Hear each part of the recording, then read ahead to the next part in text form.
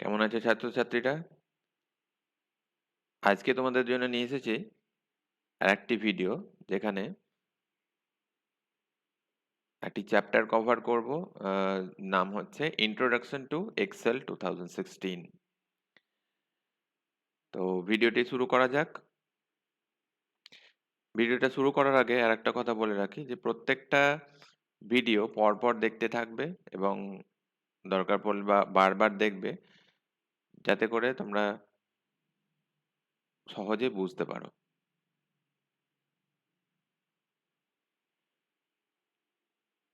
এই চ্যাপ্টারটি ছোট ছোট কয়েকটা ভিডিওতে ভাগ করা আছে। তা প্রত্যেকটি video in introduction to Excel এই প্লে লিস্টের মধ্যে রাখা থাকবে। তোমরা অবশ্যই প্রত্যেকটা ভিডিও ভালো করে দেখবে। আচ্ছা, তাহলে শুরু করা যাক। প্রথমে জানবো স্প্রেডশিট সম্পর্কে। স্প্রেডশিট কি? স্প্রেডশিট হচ্ছে এমন একটা ফরম্যাট যার মধ্যে রো কলামের মাধ্যমে আমরা ডেটা রাখতে পারি, অর্থাৎ টেবিলের মধ্যে আমরা যে ডেটাগুলো রাখি সেই টেবিলটাকে বা টেবিলের মধ্যে স্টোর হয়ে থাকা ডেটাটাকে বলা হয় স্প্রেডশিট। ইলেকট্রনিক স্প্রেডশিট কি? ইলেকট্রনিক স্প্রেডশিট এবার এই ডেটাগুলোকে, স্প্রেডশিটে থাকা ডেটাগুলোকে, অর্থাৎ রো কলামের মধ্যে যে ডেটাগুলো থাকছে সেগুলোকে যখন আমরা কম্পিউটারে স্টোর করি তখন সেটাকে বলবো ইলেকট্রনিক স্প্রেডশিট। অর্থাৎ স্প্রেডশিটের ক্ষেত্রে কি সেটা ইলেকট্রনিক হতেও পারে, নাও হতে পারে। ইলেকট্রনিক যদি না হয়ে থাকে তাহলে সেক্ষেত্রে যেমন ধরো আমরা খাতাতে বা কোনো কাগজে টেবিল তৈরি করে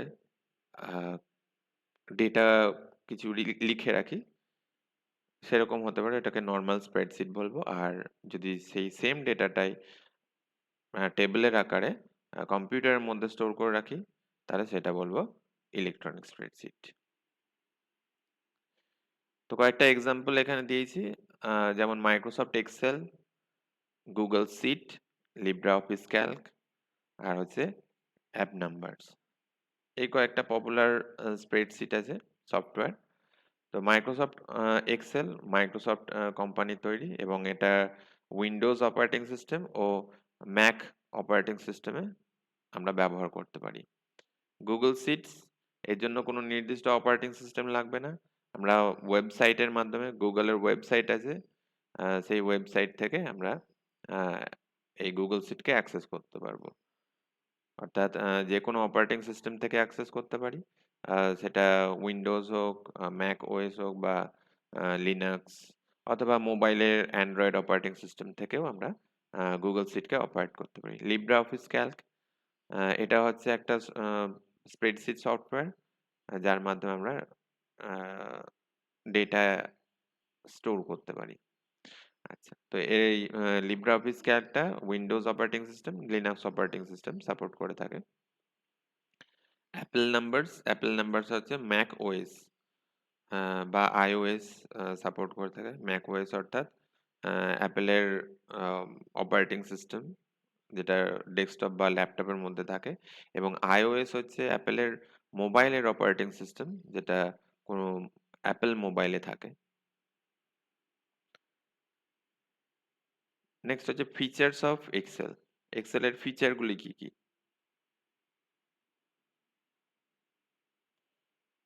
ফিচারগুলিকে ছোট ছোট কয়েকটা ভাগে ভাগ করে দিই। রোজ অ্যান্ড কলামস, এক্সেলের মধ্যে আমরা যে ডেটাগুলো রাখি সেই ডেটাগুলো রো কলামের ফরম্যাটে থাকে।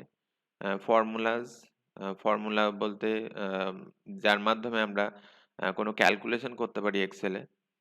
চার্টস, চার্টস অর্থাৎ কোনো একটা ডেটা আছে সেই ডেটাটাকে আমরা যদি ছবির আকারে রিপ্রেজেন্ট করতে পারি, বা গ্রাফের আকারে যদি রিপ্রেজেন্ট করতে চাই তাহলে চার্টের মাধ্যমে করতে পারি। আচ্ছা, তারপরে হচ্ছে ফরম্যাটিং, অর্থাৎ যে টেবিলটা আমরা বানাচ্ছি এক্সেলে সেই টেবিলটাকে সুন্দরভাবে ফরম্যাটিং করতে পারি বা সাজাতে পারি। মাল্টিপল সিটস, এক্সেলের একটা ফাইলের মধ্যে প্রচুর সিট থাকে, সেই সিটে আমরা আমাদের কাজগুলোকে ভাগ ভাগ করে রাখতে পারি। তো এই হলো ফিচার্স এক্সেলের। এবার এক্সেলের উইন্ডোটা দেখে নেওয়া যাক। এটা হচ্ছে এক্সেলের উইন্ডো। তো এক্সেল ওপেন করার জন্য আমরা কি করব? প্রথমে আমরা ক্লিক করব স্টার্ট বাটনে। তারপরে এখানে যদি সামনেই থাকে এক্সেল তাহলে তো ভালো, না হলে সার্চ করে নেব এক্সেল। লোগোটা দেখবে, লোগোটা এলে পরে একদম প্রথম অপশনেই থাকবে। তো এই অপশনে ক্লিক করবে, এক্সেল অপশনে। এক্সেল ওপেন হয়ে গেল। ওপেন হওয়ার পর ব্ল্যাঙ্ক ডকুমেন্ট বা ব্ল্যাঙ্ক ওয়ার্কবুকে ক্লিক করবে। তাহলে এটা হচ্ছে এক্সেলের উইন্ডোটা ওপেন হয়ে গেল। এবার উইন্ডোটার প্রত্যেকটা কম্পোনেন্ট সম্পর্কে একটু জেনে নেওয়া যাক। আচ্ছা, একদম ওপরে দেখো এই অংশটিকে বলা হয় টাইটেল বার। তো টাইটেল বার প্রত্যেকটা উইন্ডোতেই থাকে, যে কোনো সফটওয়্যারে ওপেন করো। টাইটেল বারে আমরা দেখতে পাই ফাইলের নাম এবং কোন সফটওয়্যারের মাধ্যমে আমি কাজ করছি সেই সফটওয়্যারের নাম। তো এখানে দেখাচ্ছে বুক ওয়ান একদম মিডিলে। তো বুক ওয়ান হচ্ছে ফাইলের নাম। এই মুহূর্তে যেহেতু কোনো রকম নাম দিয়ে সেভ করিনি, বাই ডিফল্ট বুক ওয়ান নামটা থাকে। তারপরে হাইফেন দিয়ে দেওয়া আছে কোন সফটওয়্যারটাও ইউজ করছি, অর্থাৎ এক্সেল। আচ্ছা, এই গোটা অংশটিকে তাহলে বলা হচ্ছে টাইটেল বার। তো টাইটেল বারে অনেকগুলি কম্পোনেন্ট আছে, সেই কম্পোনেন্ট গুলি হলো একটা একদম প্রথমে এই অংশটিকে বলা বলা হয় কুইক অ্যাক্সেস টুলবার। তো কুইক অ্যাক্সেস টুলবার হচ্ছে যে কয়েকটি ছোট ছোট বাটনের সমষ্টি। এই বাটনগুলোর নির্দিষ্ট কিছু কাজ আছে। এখানে এই মুহূর্তের সেভ, আনডু, রিডো এই বাটনগুলো দেখা যাচ্ছে এবং আমরা চাইলে আরো বাটন অ্যাড করতে পারি বা এখানে যে বাটনগুলো আছে সেই বাটনগুলোকে রিমুভ করতে পারি। তো মোটামুটি এই কুইক অ্যাক্সেস টুলবারটা এই কারণে ইউজ হয় যাতে করে আমাদের কাজটা সহজ হয়। অর্থাৎ আহ, যে কাজগুলো আমরা সহজে মানে বেসিক করি সেই কাজগুলোকে বা সেই টুলগুলোকে যেগুলো আমরা বেশি ব্যবহার করি সেই টুলগুলো যাতে সামনে থাকে, তার জন্য আমরা সেই টুলগুলোকে কুইক অ্যাক্সেস টুলবারে অ্যাড করে রাখতে পারি। তো সেভ, আনডু, রিডু এগুলো খুব বেশি পরিমাণ ব্যবহার হয়, তাই বাই ডিফল্ট বা প্রথম অবস্থায় আহ, এই বাটনগুলো তোমরা কুইক অ্যাক্সেস টুলবারে দেখতে পাবে। এরপর টাইটেল বারের একদম ডান দিকে আছে কন্ট্রোল বাটনস, অর্থাৎ এটা উইন্ডোটাকে কন্ট্রোল করে। মিনিমাইজ, ম্যাক্সিমাইজ, ক্লোজ এই বাটনগুলো সম্পর্কে তো জানোই। এরপরে এই যে অংশটিকে দেখতে পাচ্ছ এটিকে বলা হয় রিবন। তো রিবনের মধ্যে বেশ কিছু কম্পোনেন্ট থাকে, সেগুলো হচ্ছে প্রথমে রিবনের আন্ডারে থাকে গ্রুপ। গ্রুপ দেখো clipboard, font, alignment, number, style, cells, editing, add-ins এই হচ্ছে বিভিন্ন টাইপের গ্রুপ। তো গ্রুপগুলো এই কারণে করা হয়েছে যাতে করে আমাদের কাজ করতে সুবিধা হয়। কিরকম ভাবে? যেমন ধরো যে বাটনগুলো দেওয়া আছে গ্রুপের মধ্যে সেই বাটনগুলো কিছু নির্দিষ্ট কাজ আছে। তো মোটামুটি কাজের উপরে ভিত্তি করে এই কয়েকটা গ্রুপে ভাগ করা হয়েছে। আচ্ছা। এরপরে এখানে দেখছো এটা হচ্ছে নেম বক্স। নেম বক্সের মধ্যে আমরা নাম দেখতে পারি, কিসের নাম? অ্যাক্টিভ সেলের বা যে সেলটা এখন সিলেক্ট হয়ে আছে তার নামটা দেখতে পারি। এরপরে এই অংশটিকে বলা হয় ফর্মুলা বার। ফর্মুলা বারে আমরা ফর্মুলা টাইপ করতে পারি অথবা কোনো একটা লেখা টাইপ করতে পারি যেটা আমরা অ্যাক্টিভ সেলে দেখাতে চাইছি, অথবা যে সমস্ত ডেটা থাকবে অ্যাক্টিভ সেলে বা সিলেক্টেড সেলে সেই সমস্ত ডেটাগুলো আমরা ফর্মুলা বারে দেখতে পাই। ফর্মুলা বারের একটু বাঁদিকেই একটা বাটন দেওয়া আছে ছোট পারা, এটার নাম হচ্ছে ইনসার্ট ফাংশন বাটন। তো এই ইনসার্ট ফাংশন বাটনের মাধ্যমে আমরা ফাংশন ইনসার্ট করতে পারি। তো এগুলো পরে দেখব কিভাবে ফাংশন ইনসার্ট করে, বা আরো ডিটেলসে আমরা পরে জানবো। এই যে অংশটি দেখছো এটাকে বলা হয় কলাম হেডিং।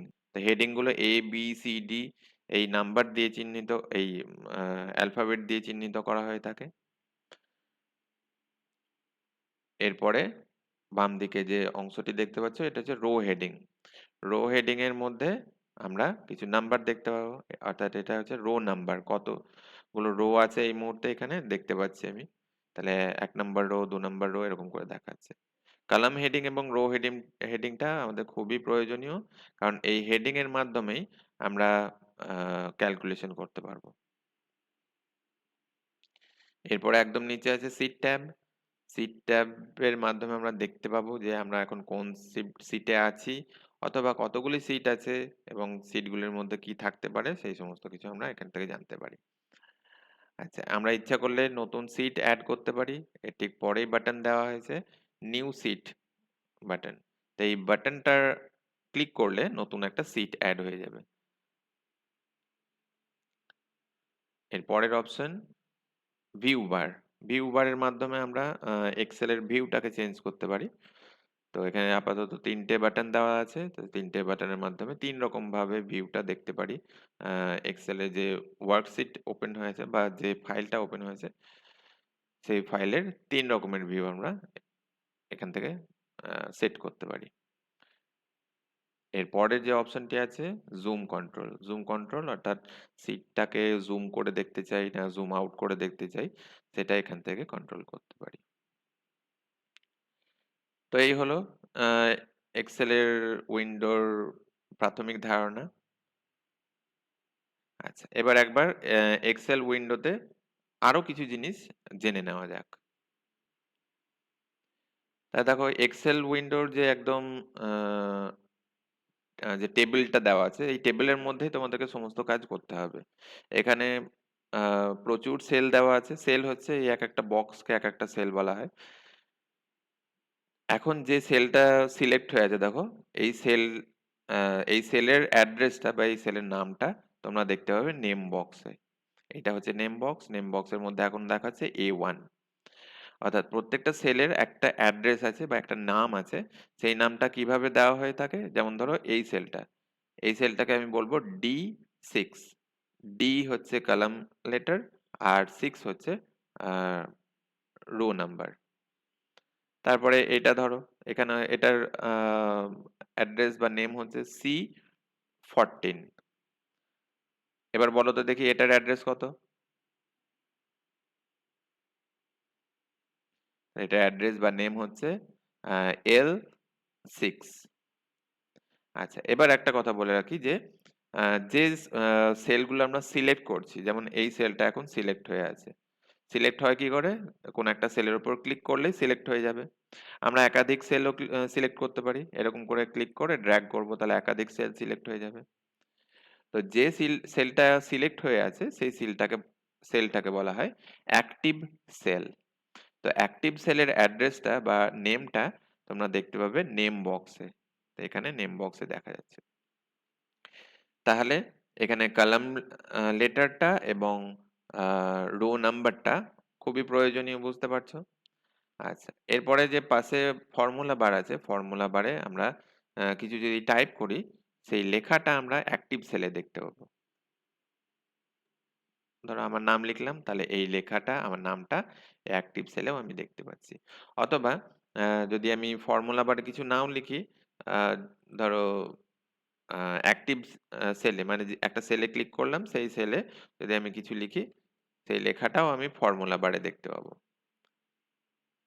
আচ্ছা, তো এক্সেলটা সব থেকে বেশি ব্যবহার হয় আমাদের ডেটাগুলোকে সুন্দরভাবে সাজাতে বা অ্যারেঞ্জ করতে, যাতে করে টেবিলের আকারে অ্যারেঞ্জ করতে, যাতে করে ইউজারের বুঝতে সুবিধা হয়। আর এবং আরেকটা কাজ হচ্ছে এক্সেলের, যে এখানে আমরা ক্যালকুলেশন খুব সহজে করতে পারি। তো একটা দেখো ক্যালকুলেশন করে দেখায় কিভাবে করব। তো এখন A1 সেলটা সিলেক্ট হয়েছে বা A1 সেলটা হচ্ছে অ্যাক্টিভ সেল। এখানে আমি দুটো নাম্বারের অ্যাডিশন দেখতে চাইছি। তাহলে কিবোর্ড থেকে প্রথমে টাইপ করব ইকুয়াল টু। ইকুয়াল টু লেখার পর আমি এখানে টাইপ করছি 10 প্লাস 5, অর্থাৎ 10 আর 5 এর অ্যাডিশনটা দেখতে চাই। দিয়ে কিবোর্ড থেকে এন্টার প্রেস করলাম। তাই দেখো দেখাচ্ছে 15। তাহলে অ্যাক্টিভ সেলে আমরা রেজাল্টটা দেখতে পাচ্ছি। এবার দেখো লক্ষ্য করো ফর্মুলা বারে কি লেখা দেখাচ্ছে? ইকুয়াল টু 10 প্লাস 5, মানে যেটা ফর্মুলা লিখেছিলাম সেই ফর্মুলাটা এখানে দেখতে পাওয়া যাচ্ছে। আচ্ছা, ফর্মুলা কি? ফর্মুলা হচ্ছে এই যে ইকুয়াল টু সিম্বল দিয়ে যেটাই লিখবে সেটাই হচ্ছে এক্সেলের কাছে ফর্মুলা। তো এই ফর্মুলাগুলো আ আরো ভালোভাবে ইউজ করার জন্য বা যাতে আমরা কমপ্লেক্স কাজকে সহজে করতে পারি, তার জন্য কিছু ফাংশন ব্যবহার করা হয় এক্সেল এর মধ্যে। তো সেই সমস্ত স সম সেই সমস্ত কিছু আমরা পরবর্তী ভিডিওতে জানবো। আশা করি এইটুকু বুঝতে পারলে। আর ভিডিওটা বেশি লম্বা করছি না। তো এইটুকু বারবার দেখতে থাকো এবং পরবর্তী ভিডিওর জন্য অপেক্ষা করো এবং প্রত্যেকটি ভিডিও অবশ্যই পরপর দেখতে থাকবে। যাতে করে তোমাদের বুঝতে সুবিধা হয়। তো আজকের ভিডিওটা এ পর্যন্তই। সকলকে ধন্যবাদ ভিডিওটি দেখার জন্য।